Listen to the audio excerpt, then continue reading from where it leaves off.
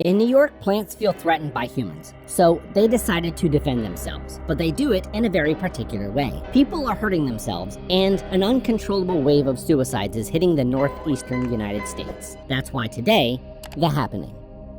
Remember that if you like the videos, you can support the channel by liking, subscribing, and activating notifications. It's free, and it really helps me to keep growing. Now, let's recap. The story begins in Central Park, and the first thing we see is that everyone is acting pretty weird. People reading, working out, or strolling through the iconic park start hurting themselves without any explanation. Several dead people fall one after another, but this is just the beginning. It's a morning like any other, but soon everything changes when, at a construction site near Central Park, one of the workers falls from the top of the building, and his co-workers stop joking when they look up to the top floor of the building and realize that it's not a simple work accident, but that they all commit suicide.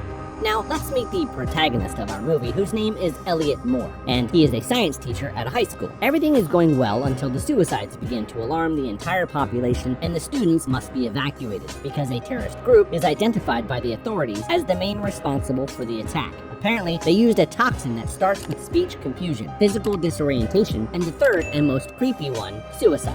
In the midst of the situation, Julian, Elliot's friend and co-worker, receives a call from his mother from the Philadelphia Concern about the news. And although Julian and Elliot remain calm, they prefer to go to Philadelphia to stay safe. Although New York must be evacuated, Grand Central Terminal is so congested that with great difficulty, Julian manages to get tickets on the train to travel with his young daughter, Jess, Elliot, and his wife, Alma. Now we hear from Yvette, who is Julian's wife and mother of his daughter, but she doesn't make it to the station, so she tells Julian that she'll travel on the next train and they'll meet in Philadelphia. During the trip, the marital problems between Elliot and Alma come up, because apparently Julian claims that before the wedding, he got to see Alma and found her undecided about whether she should say yes in front of the altar. Anyway, this doesn't matter much, because in the meantime, Alma receives a call from Joey, whose identity we don't know yet, but we will have more news about him later. In Philadelphia, everything is going as usual, but soon the air begins to turn cold, and it's none other than the toxin that has reached the city, and all the inhabitants are taking their own lives. Cell phones keep ringing in the midst of such a strange situation, and panic and tension circulate in the air as the citizens begin to lose their calm. During the trip, an unexpected stop alerts all passengers, because they are in the small town of Filbert in Pennsylvania. Apparently, the communication of the train was lost, and they have decided to suspend the trip. In a small local coffee shop, the news of the Philadelphia situation unleashes panic. The first hypothesis of a terrorist attack was disproved, as a small group of terrorists couldn't have caused such a crisis. Besides, the affected populations are only in the Northeast and are concentrated in small towns. However, they all decide to flee as best they can, while Elliot, Alma, Julian, and little Jess must split up. Although Elliot manages to find a car in which they can all travel together, Julian is worried because they have no news of his wife, Yvette. So, faced with communication problems, Julian decides to go for Yvette, who was on her way to Princeton on a bus. However, he leaves his young daughter, Jess, in the care of Elliot and Alma, hoping to be reunited soon. A botanist plans to return home to get supplies for the trip and offers Elliot, Alma, and Jess to go with them. And when they get home, the botanist explains to them the possibility of a natural plant attack, since plants are capable of releasing toxins and may be the cause of the events. However, we now return to Julian and his trip to Princeton. Along with his companions, Julian makes it to Princeton to find his wife. He's hopeful that the town hasn't been attacked, but these are dashed when they find the town completely desolate. In an attempt to stay safe, they close all the windows of the car to prevent the wind from entering. But it is too late anyway, because the wind manages to sneak through the roof of the car and the driver accelerates the vehicle against a tree. And although Julian manages to get out, he's already affected by the toxin, so he grabs a glass to end his life.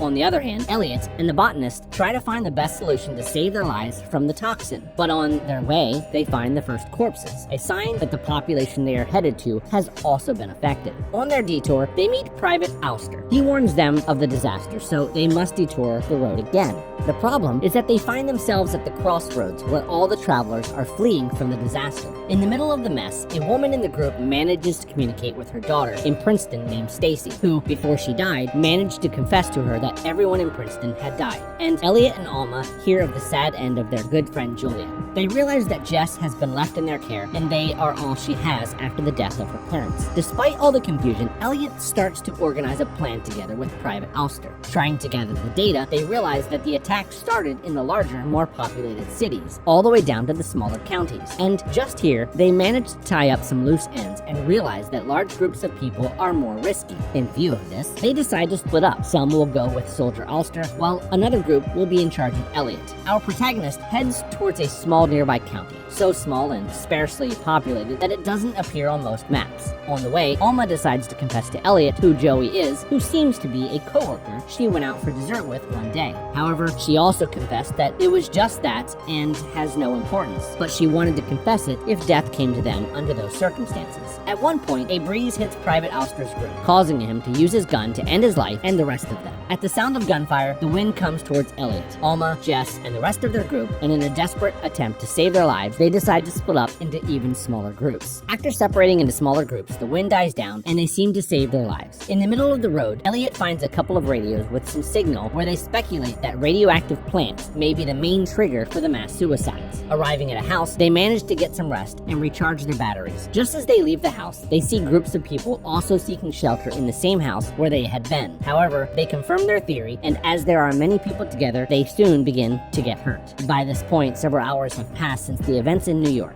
and they start looking for shelter in the most unpopulated place they can find. They find a house again, but the inhabitants refuse to let them in and attack the teenagers in the group. And in fear, Alma takes Jess and Elliot, and they decide to run away. A couple of minutes later, they find a shelter again, which looks like a place that has been uninhabited for a long time because it has no electrical connections. Upon reaching the door, Elliot realizes that the owner, known as Mrs. Jones, is there, and apparently she is an eccentric woman with no social contacts. During dinner, they realize that the woman is totally isolated from the world and is dedicated to growing her own food because she hates all people. However, during the night, nothing happens, and at sunrise, Elliot finds himself alone in the room, but he hears the voices of Alma and Jess and goes out to look for them. Although first, he finds on his way Mrs. Jones, who warns them that they must leave her house immediately. The woman leaves the house, and the wind with the toxin catches her, and even though Elliot tries to convince her to go back inside, it is too late, and Mrs. Jones starts breaking the windows with her own face. Alma and Jess are playing in the barn while Elliot finds a tube through which he can communicate with them, and warns them to close the doors and windows so that the contaminated air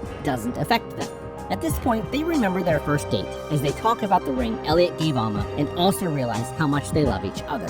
Elliot knows that these natural occurrences reach a crest and end up descending, but soon they hear the wind again, and at this point they no longer know what to do. Elliot finds himself tired but goes out to find Alma, exposing himself to the wind. At this, Alma and Jess go out to meet him because if this is the end, they want death to find them together. However, an unexpected event occurs because despite the wind, Alma, Jess, and Elliot feel fine and have no symptoms associated with the toxin and think that the natural event must have ended just before they find themselves outside of the barn. After all this, they manage to return home, and after some time, scientists are still searching for the answer to these strange events. One scientist interviewed on a television program states that plants cannot move, so they have quickly evolved to develop defense mechanisms, and one of these mechanisms is the release of toxins that defend them against external attacks. Meanwhile, Alma and Elliot became Jess's adoptive parents. They are super happy with their new family life, and finally, we learn that Alma is pregnant. Anyway, far away in France, everything seems to be going on as usual, and a couple of friends are walking through the gardens as full of greenery as Central Park, where the first attacks began.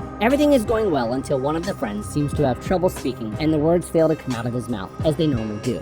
In the distance, a woman's scream is heard, and although at first it seems to be nothing more strange than a scream in a park, behind the pair of friends walking through the gardens, a wind begins to be felt, and it seems that the plants are ready to attack again. That was The Happening. Don't forget to comment what movie you would like me to recap, like and subscribe, turn on notifications so you don't miss the next video.